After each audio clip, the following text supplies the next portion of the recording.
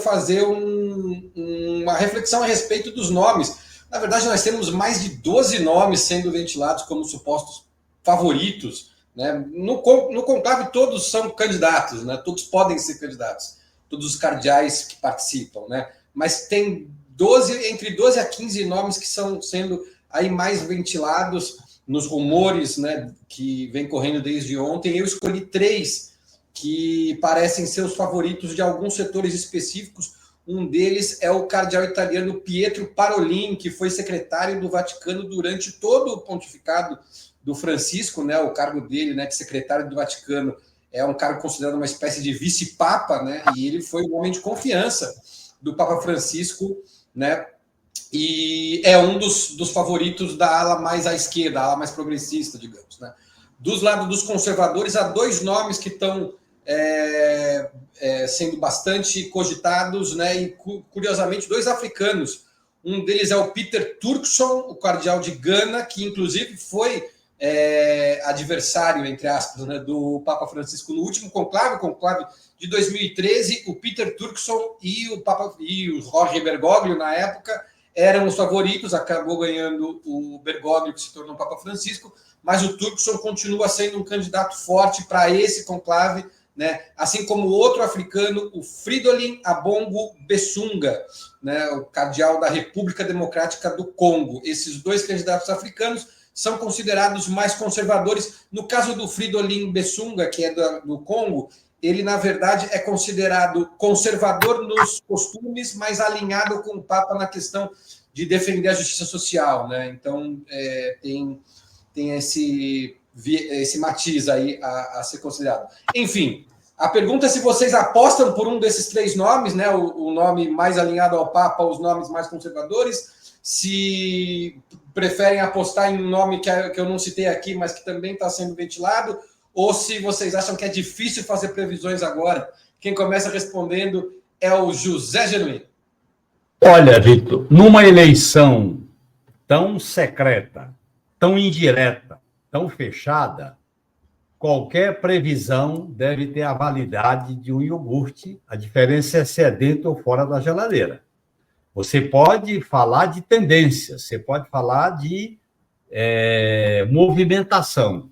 Eu tendo a achar, avaliando politicamente, que o nome que vai acabar se impondo nessa lógica política de não avançar tanto como Francisco avançou, nem também retroagir, eu acho que o nome que vai acabar se impondo é desse italiano, Parolin, né? Quer dizer, que é uma espécie de primeiro-ministro do Vaticano, é uma espécie de pessoa de confiança do poder do Vaticano, do Estado do Vaticano. Eu acho que ele acaba sendo essa ponte de equilíbrio, porque nesse quadro, colocar um conservador publicamente assumido, eu acho que vai significar uma frustração, uma derrota para esse ambiente, porque é interessante observar o seguinte: o Francisco criou um ambiente político favorável.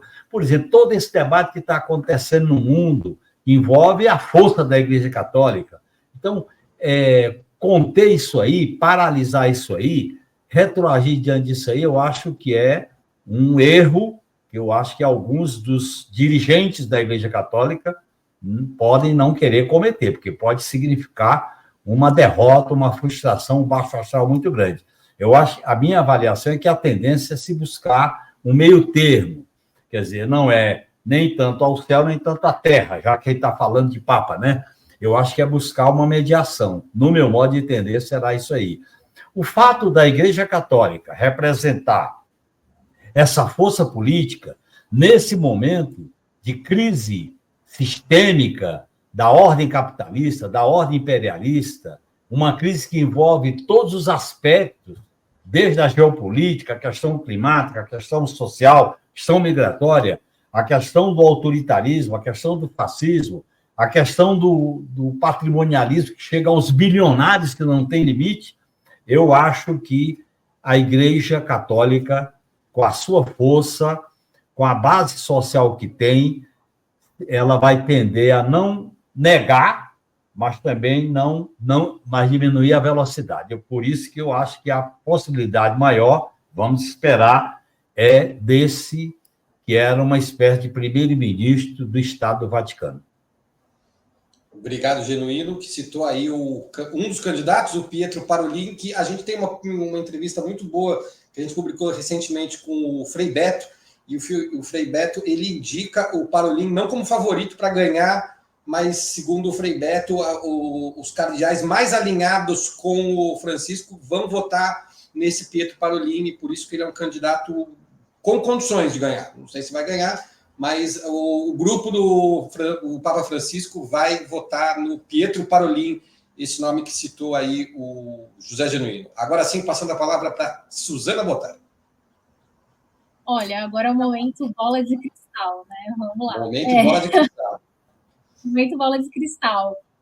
Assim, vamos avaliar os números, né?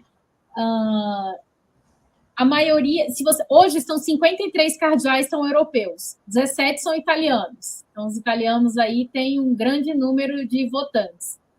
E há mais de 50 anos que o papado não é ocupado por nenhum italiano. O último foi o que eu vi aqui, João Paulo I, morto em 1970. Antecessor do João Paulo II, Antecessor então, não. Antecessor, desculpa.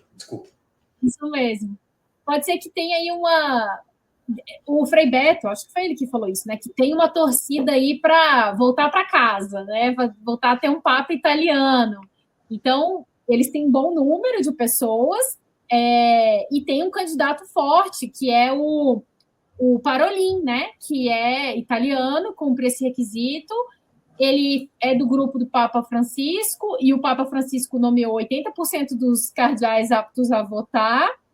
E ele é um perfil moderado, não é exatamente um perfil progressista, tem mais candidatos progressistas. Por exemplo, tem um outro italiano, que é o Matteo Maria Zuppi, que é uma espécie de Papa Francisco, assim, bem mais progressista também, mas eu acho que diminui as chances dele, porque acho que vai vir uma reação, né? Depois de vir o Papa Francisco, vai ter um equilíbrio de forças entre os nomes e a reação. E, bom, 57 cardeais são europeus, 37 são das Américas, sendo que 10 são dos Estados Unidos. Então, os Estados Unidos têm muitos cardeais. O Brasil tem 7, o Brasil é importante nessa disputa aí, né?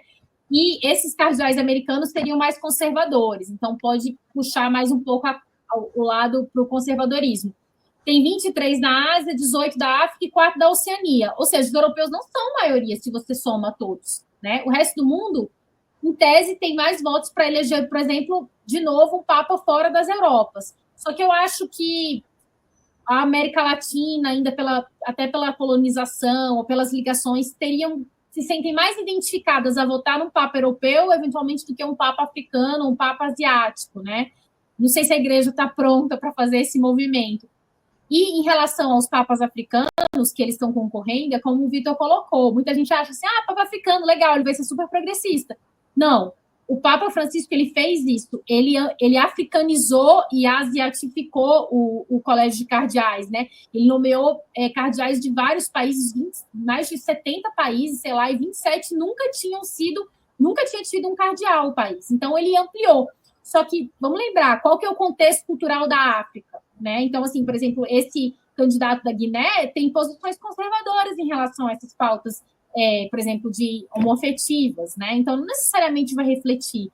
Então, eu acho que tá complicado o jogo, mas eu vou com o Frei Beto aí, eu vou chutar que vai ser um Papa italiano. Aí tô com o Genuíno também. No momento aqui, eu voto, acho que no Parolin ou no Zuppi. E tem também um francês que está cotado, o Avellini. Não é francês, ele é argelino. Também está bem cotado. Vamos ver. Mas eu acho que não tem super conservador. Perfeito. Bom, o argelino também é africano, né? Caso se ganhar o cardeal argelino, né? É que ele viu o cardeal na França. Ele é cardeal na França hoje, então ele não fica tão africano assim, apesar de ter nascido na Argélia. Claro, mas é interessante, porque já que a imigração também é um tema muito importante, seria interessante um Papa, né, filho de imigrantes, né? Seria, ou com um passado aí imigrante, seria bem interessante. né? E como bem, só um dado em cima do que a Suzana falou, que a grande maioria desses papas conservadores da África foram nomeados pelo Francisco, né? Ela bem falou. Inclusive, um dos nomes que eu citei aqui, o do Fridolin Ambongo Besungo, que é o cardeal da República Democrática do Congo, né? Ele foi um cardeal nomeado pelo Francisco, né? É um dos mais jovens candidatos, inclusive. Ele tem 65 anos. E ele é, como eu falei, da linha que é mais conservadora nos costumes, né? Na questão do avanço para as mulheres e para a comunidade LGBTQIA+, ele é bem conservador, mas na questão da justiça social, do discurso, né, a favor dos mais necessitados, ele é alinhado, sim, com o Papa Francisco. Enfim. Rita Coitinho, quais são as suas apostas aqui? Seu momento, bola de cristal agora. Gente, ninguém tira de mim uma aposta, não farei apostas, só alguns comentários. Esse Parolin, Pietro Parolin, ele tá sendo muito falado, porque assim como o Bento XVI era um cara muito fiel ao João Paulo II e veio a ser um Papa, sempre há uma aposta em um. Perdão, teve um problema aí? Tá mudo ainda. A Rita, perdão, tá com problema no microfone, Rita? Consegui voltar, desculpa, pessoal. Ok. Ele deu um chiado maluco aqui. Como ele esse Parolin, ele é muito próximo do Francisco, ele acaba sendo uma pessoa cotada. E tem mais um feito aí na biografia dele, que faz com que as pessoas apostem no nome dele, né? Além dessa questão que a Suzana colocou, que eu achei interessante, né? De ter aí uma reivindicação dos italianos, de voltar a ter um italiano, é que ele foi importante para um acordo histórico do Vaticano com a China, para a nomeação de bispos daquele país em 2018. Então, ele tem isso aí na sua biografia, né? Um acordo que foi importante para o Vaticano, para poder ter um pouco mais de presença da Igreja Católica em território chinês. Então, isso é uma coisa que está na biografia do Parolin. Eu vi também que a gente tem aí cotados, para além do Jean-Marc Avellini, da França, né, que ele é o que eles chamam de um pied noir, né, um pé preto. Por quê? Porque ele é de origem argelina, embora ele seja francês. Ele nasceu na Argélia, mas tem cidadania francesa, né, filho de franceses, provavelmente colonialistas, enfim, não tenho como saber da vida da família, mas ele tem um passado aí ligado ao colonialismo. Que é uma figura cotada. A gente tem também, eu li que tem alguns cotados na Ásia, né? Como o arcebispo, o ex-arcebispo de Manila, né? Que é o Antônio Tagle, e também um que atua no Mianmar, o Charles Maungpo, né? Que é o presidente da Federação das Conferências Episcopais da Ásia, e que se tornou cardeal em 2015, né? Também aí já sob o Papa Francisco. E também são nomes que estão sendo cogitados por serem do continente asiático. Nunca houve um Papa dessa região, mas eu concordo com a Suzana. Eu não acho tão provável que venha um Papa da África, mas da Ásia, desculpa. Mas a gente não tem como saber o que é que eles estão pensando, né, dentro da igreja. Quanto aos dois candidatos que o Vitor citou, né, que são dois papas nascidos no continente africano, que fizeram grande parte da sua carreira também nesse continente, que tem uma presença, são de fato figuras que representam uma ala conservadora da Igreja Católica, embora ambos, assim como o Pietro Parolin, que a gente estava falando no começo, esse Pietro que eu citei, o próprio arcebispo das Filipinas, eles têm uma pauta muito pró-imigrante, mesmo que eles tenham posições mais conservadoras em relação a costume, essa questão da recepção humanitária com os imigrantes, que é uma pauta importante para a igreja atual e que foi uma marca do Papa Francisco, todos esses candidatos trazem consigo, né, uma defesa da questão dos imigrantes. Então, são nomes aí possíveis, mas é difícil saber. Pode até aparecer um nome que não está em nenhuma lista de cotados, né? Vai ficar todo mundo assim, com a boca aberta. Então, de mim ninguém tira uma aposta. Eu acho muito difícil saber.